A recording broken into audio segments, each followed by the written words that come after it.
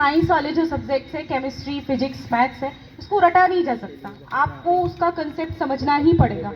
तो स्कूल के लिए तो मैं यही बोलूँगी कि आप लोग टीचर्स का दिमाग खाइए। मम्मी, मैंने मोना की मम्मी की हैसियत से हमारी स्कूल आई का सेलिब्रेशन करती थी।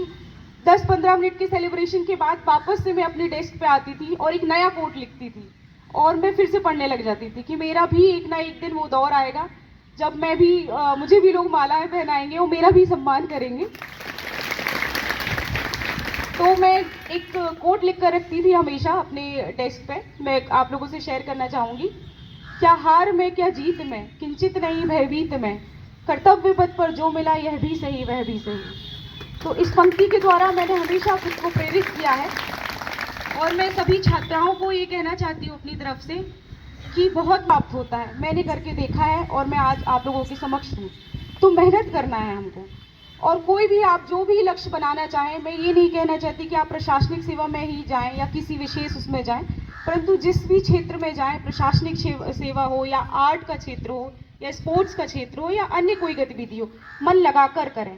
सदैव सकारात्मक रहें, स्वयं पर विश्वास रखें, माता पिता को विश्वास दिलाएं कि पापा मम्मी हम कर लेंगे, आप हम पर विश्वास करिए। वो आप पर विश्वास करते हैं। पहले आपको खुद सशक्त होना है। हम महिला सशक्तिकरण की बातें करते हैं, परंतु पहले हमको स्वयं सशक्त होना है, स्वयं पर विश्वास रखना है, माता पिता को विश्वास दिलाना है। 3 चीजें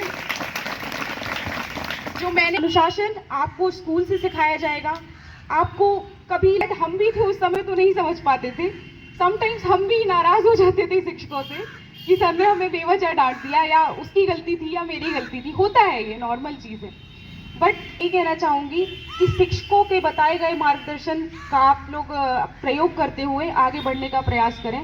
जो कहूँगी कि टेक्नोलॉजी का सकारात्मक प्रयोग करें, नकारात्मक की तुलना में सकारात्मक प्रयोग करें। आप ज़्यादा से ज़्यादा आप पढ़ाई के लिए उसका इस्तेमाल करें। यदि आपको करना है तो आप बाहरी गतिविधियों में, जैसे स्पोर्ट्स में या फिर, तो हम लोग सिविल लाइन के मंदिर में खड़े हुए थे और वहाँ भगवान के पैर पड़कर ये सब ने आशीर्वाद दिया था कि कुछ अच्छा करें और कुछ अच्छा हो। और पिछले वर्ष जब से मैं बीओ हूँ तो मैं शिक्षकों की MPPSC या UPSC के जो भी परीक्षा परिणाम आते हैं, निवास विकास खंड का नाम नहीं आता साबित किया मोना ने।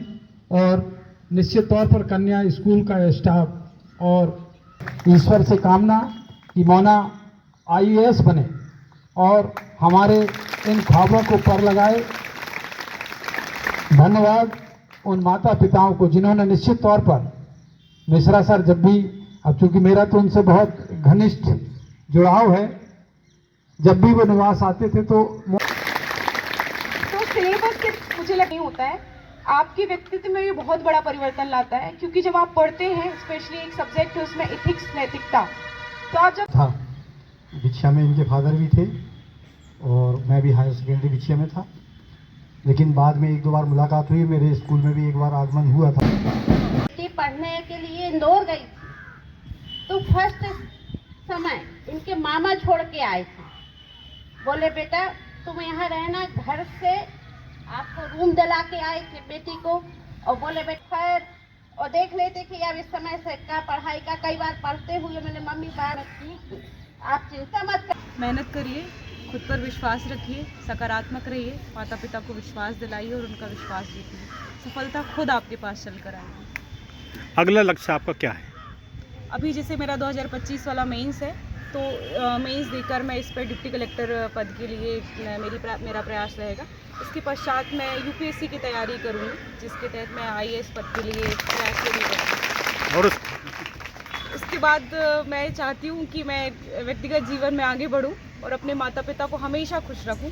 और जैसे मैंने बताया भी एक इंटरव्यू में, मैं अपने पापा को नर्मदा परिक्रमा कराना चाहती हूँ। तो मेरा